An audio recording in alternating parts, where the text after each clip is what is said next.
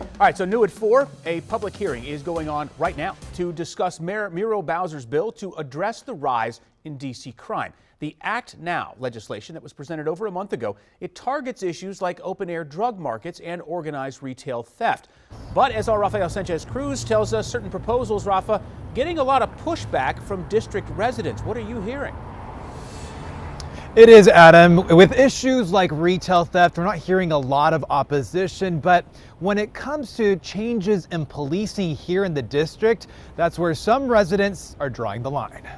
We are creating criminal penalties. Mayor Muriel Bowser's latest public safety bill is getting pushback from residents like third-generation Washingtonian Paul Spires. That bill does not promote gun violence prevention or public safety. It promotes brutality, discrimination, and inaccountability. The Act Now Amendment Act of 2023 targets issues like organized retail theft, but it also revives drug-free zones, a practice voted out in 2014 that targets loitering by allowing D.C. police to declare an area free of drug sales and consumption for up to 5 days. We may have a drug-free zone. What about our in-between children that are walking by to get to school? Ward 7A and C Commissioner Ashley Ruff is concerned this might lead to police harassment of innocent people. The hotel executive Elliot Figueroa says this would address concerns along the Chinatown corridor. The feedback from the guests that they're not willing to travel back because of the crime. Another provision would allow D.C. police officers to review their body-worn camera footage before writing their initial police report in certain situations.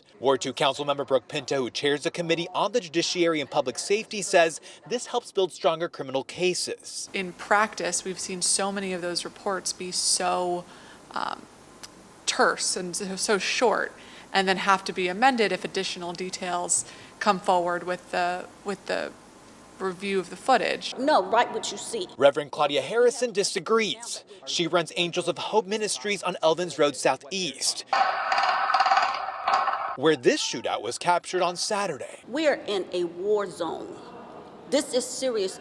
Young people are not going to school because they're afraid of going down the street and who's going to come around the corner to shoot them. They have to respond to the massive gang-related, coordinated retail theft. You know, these carjackings, you know, dog nappings. Those things are real in people's lives.